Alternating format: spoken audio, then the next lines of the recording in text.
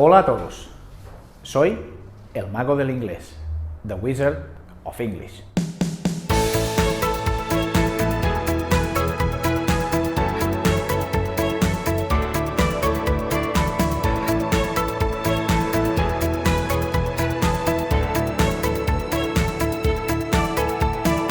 La clase de hoy se titula ¿Qué estás haciendo? Seguro que te sonará de cuando eras pequeño y venía tu madre y te decía ¿qué estás haciendo? Estabas haciendo alguna, ¿verdad que sí? Muy bien. ¿Qué haremos hoy? Pues hoy haremos el Present Continuous, famoso, archiconocido, el Present Continuous del inglés, ¿de acuerdo? Estamos trabajando tiempos simples hasta ahora, hoy empezaremos con un tiempo compuesto, ¿vale? Hasta ahora, para recapitular, hemos trabajado el presente simple y el pasado simple, ¿vale? Voy al cole cada día, era el presente simple, e iba al colegio, cuando era pequeño, era el pasado simple. Bien, hasta ahora tiempos simples. Hoy haremos el primer tiempo compuesto. Compuesto, ¿qué significa? Que hay más de un verbo. Simple significa uno, compuesto es más de uno. Pueden ser dos, tres, etc. Bien, tiempo compuesto no es sinónimo de tiempo difícil, ni muchísimo menos, ni muchísimo menos. Vamos a verlo, porque además se construye con verbos o estructuras que ya hemos trabajado y que seguro que tenéis en vuestra mente. Seguro que sí. Bien, vamos a trabajar hoy con el Present Continuous, ¿de acuerdo? El presente continuo. Muy bien. Para ello hay una estructura que debéis seguir, ¿vale? Muy simple, muy fácil, pero si seguís esa estructura lo podéis hacer sin ningún problema. Bueno, pues aquí os presento al Present Continuous, ¿de acuerdo? ¿Cómo se utiliza? Bueno, pues a diferencia del presente simple, que era para acciones habituales, rutinas, este se utiliza para hablar de presente, lógicamente, como su nombre indica, pero en este caso es para acciones que pasan en este momento, no para acciones que pasan habitualmente, es como voy al cole cada día, sino, por ejemplo, ahora estoy hablando con vosotros, ahora, en este momento, no cada día, ahora, en este momento, acciones muy específicas. El presente simple, o los tiempos simples, hablan de acciones generales, rutinarias, ¿de acuerdo? Los tiempos de continuous hablan de cosas mucho más específicas. En este caso, como es un present continuous, pues es un presente específico, que pasa ahora, en este instante.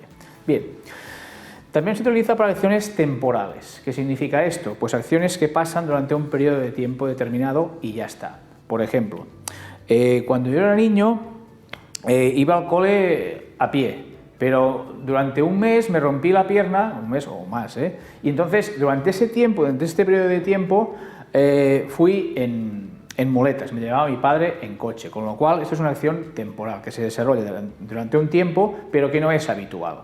Es un cambio que dura cierto periodo de tiempo, ¿vale? Muy bien.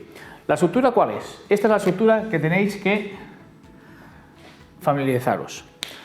Sujeto, como siempre, fijaros que es sujeto, verbo, en este caso hay dos verbos, ¿por qué? Porque hemos dicho que es un tiempo compuesto, con lo cual, y como he dicho antes, tiene más de uno, en este caso tiene dos, muy reconocibles además. Sujeto, verbo to be, ¿nos acordamos del verbo to be? Lo hemos hecho bastantes veces, I am, you are, he, she, it is, we are, you are, they are. El verbo to be, por eso os he explicado este tiempo ahora que ya tenemos previamente el conocimiento del verbo to be, porque esto no es más que un paso más del tiempo simple que es el verbo to be, con lo cual se construye a partir de este, y a partir de aquí vamos a complicar un poquito, vamos a montar estructuras más complejas, ¿vale? A partir de lo que ya sabemos, vamos a ir poco a poco construyendo más como una casa, ¿vale? Ponemos los cimientos y poco a poco vamos estructurando todo lo que es el edificio. Muy bien, sujeto, verbo to be, y vamos a introducir ahora un nuevo concepto que es el gerundio, y gerundio, tú lo que vas a entender de gerundio es andando que gerundio, que es lo que te decía tu madre cuando no hacías caso. Bien, gerundio es una de las formas no personales. ¿Qué significa no personal? Que no puede ir con una persona, lógicamente. Me explico. Un gerundio es jugando, cantando, leyendo. Claro, esto no puede ir con una persona. Yo no puedo decir yo jugando. Es que no, suena raro. Yo no puedo decir yo leyendo, o yo estudiando, o yo durmiendo. Por eso se llaman formas no personales, porque no pueden ir con la persona. Tienen que ir pues con un verbo to be. Yo estoy estudiando, yo estoy leyendo, yo estoy dibujando. Pero yo dibujando no tiene ningún sentido, a no ser que seas un indio y llevas plumas por aquí. Entonces, quizá, pero no creo que sea el caso. Bien, por lo tanto, tenemos sujeto, verbo to be y gerundio. ¿Y cómo se hace un gerundio en inglés? Pues muy fácil, ya como por arte de magia os lo he puesto aquí. infinitivo más ing. ¿Qué significa esto? Muy fácil. Pues el infinitivo es el verbo, tal cual. Por ejemplo, play. Play es jugar, ¿de acuerdo? Esto es el infinitivo. ¿Cómo vamos a cambiar de este jugar a jugando, al gerundio? Pues añadiendo ing, no hay más. ¿Vale? Os voy a dar otro ejemplo, gratis. Do es hacer, ¿vale? Do es hacer. ¿Cómo pondremos haciendo en gerundio? Adivinad. Vamos a ver, pensad un poquito. Efectivamente. Esto ya es jugando. Y así sucesivamente. Como veis, no tiene ningún tipo de misterio. ¿Por qué? La estructura de la frase ya la sabemos. Sujeto, verbo y complemento, si hay alguno. Los complementos los pongo hasta entre paréntesis porque a veces no hay. Pero la estructura, como siempre hemos dicho el primer día, sujeto, verbo y complementos. A eso vamos, a eso vamos. Verbo to be, nos lo sabemos ya. Y un gerundio, que es el verbo más ing. Como habéis visto en estos ejemplos, no hay ninguna complicación. Es más complejo porque es más largo, a veces la gente se asusta, uy, esto parece matemáticas, pero es más largo, pero no significa que sea más difícil. Esto es una cosa que tenemos que romper, estas creencias. Uy, esto es muy largo, será muy difícil. Normalmente, si me creéis un poquito, las frases más largas son más fáciles, las cortas son más difíciles. Son más difíciles, os lo aseguro. En exámenes que preparo yo y tal, las frases más largas, que suelen asustar un poco más porque son más voluminosas, asustan. Pero las que son más difíciles son las pequeñitas, las cortitas, esas son más complicadas. Así que no os preocupéis, si esto se va ampliando, igual que vuestro conocimiento, como conocimiento se va ampliando también, a medida de que vuestro conocimiento se amplía, las frases también, de manera lógica y natural. Muy bien, os he puesto un ejemplo para que veáis, muy fácil como siempre. Fijaros, sujeto, verbo to be, I am, lo tenemos, ¿eh? Evidentemente esto exige una correspondencia. Yo he puesto am porque es I, si fuera she sería is, efectivamente. Si fuera they sería are, ¿vale? De ella más el gerundio, en este caso he cogido el verbo comer, que es eat, como todo el mundo sabe, y ¿qué le he puesto? Pues la ing, eating. Entonces he puesto el complemento que puede ser una banana, una pera o lo que deseáis tomar en este momento. Muy bien. Ahora os voy a explicar, tal y como he hecho con los otros tiempos verbales, cómo transformamos estas frases de afirmativo a negativo e interrogativo. ¿De acuerdo? Muy bien. Hemos dicho que esto es un tiempo compuesto. Y que, bueno, con tiempo compuesto hemos hablado que tiene dos o más verbos.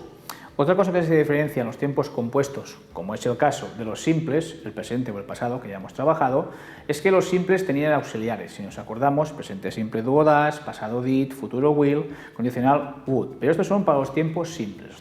Los tiempos compuestos no utilizan auxiliares ya. ¿Por qué?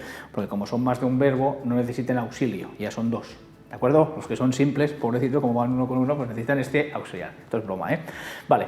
Bien, entonces, I am reading a book now, ¿vale? ¿Qué tiempo es esta frase? Pues si termina en ing será continuo seguro, ¿de acuerdo? Tenemos dos verbos, con lo cual dejamos los simples a un lado y esto es un present continuous, porque el verbo to be está en presente. Muy bien. ¿Cómo negamos? En los tiempos simples utilizaríamos el auxiliar para negar. En este caso, como no hay, pues entre uno y el otro, fijaos que la única diferencia que hay entre la afirmación y la negación es que hemos añadido aquí en medio un not. Esto. Si tú quitas esto, la frase es la misma. No hay que cambiar la estructura, la frase es la misma. ¿De acuerdo? Muy bien. Y por lo que respecta a la pregunta, si me permitís, borro esto, que así lo veremos más claro. Lo único que he hecho, para que se vea fácil, es he cambiado el sujeto y el verbo to be. Es lo único que he hecho. En otras palabras, fijaros, este está segundo y ahora está primero. Este está primero y ahora está segundo. Lo demás, igual. Y así se hace la pregunta. ¿Lo vemos? Solo se trata de girar el orden. Girarlos, no cambiar la estructura, solo girar el orden. ¿De acuerdo? La estructura era sujeto, verbo y complemento. En la pregunta será verbo, sujeto, complemento. ¿Lo entendemos? ¿Sí? Bien, estupendo. Ahora lo que haré es poneros una frase en presente simple, que ya hemos hecho, y otra en presente continuos, para que veáis un poquito la diferencia. Y así, si os parece, lo comentamos. Vamos allá. Muy bien, pues aquí tenéis una comparativa simple entre el presente simple y el presente continuo. Muy bien, vamos a verlo. Vamos a verlo. I drink a beer every day. ¿Vale? Presente simple. ¿Cuántos verbos tenemos aquí? Pues uno, que es el beber. ¿De acuerdo? Esto es el sujeto. Yo bebo una cerveza. Esto sería complemento. Y esto sería el circunstancial de tiempo. ¿De acuerdo? Como siempre, sujeto, verbo, complementos. ¿De acuerdo? La frase sigue igual. Aquí tenemos un solo verbo. ¿Por qué? Porque es un presente simple. Como os he dicho, presente simple, hábitos y rutinas. De ahí el everyday. ¿De acuerdo? Poco recomendable para la barriga, pero ahí está. ¿De acuerdo? Muy bien. Luego tenemos el presente continuo. Y he utilizado exactamente el mismo verbo, los mismos complementos para que veáis fácilmente la diferencia que hay. Muy bien. ¿Qué vemos de saque? Pues hombre, pues aquí teníamos un verbo solo y aquí tenemos un verbo más otro. 1 y 2, con lo cual, a simple vista, dices, bueno, pues el present continuous es un tiempo compuesto. ¿Por qué? Porque tiene más de uno, en este caso 2. Yo, sujeto igual, insisto, sujeto, verbo, complementos, y aquí tenemos el circunstancial de tiempo. Pero fijaros que en este caso, en vez de poner cada día, un hábito, una rutina, ponemos ahora, en este momento. Insisto, el presente continuo es para acciones que pasan en este momento específico, ¿de acuerdo? Estoy bebiendo una cerveza ahora, cosa que no es verdad porque no quedaría profesional, ¿de acuerdo? ¿Vale? ¿Veis la diferencia entre el uno y el otro? ¿Sí? ¿Se ve claro? Muy bien, esto ha sido la clase de hoy. Y recordad, no estudiéis, adquirid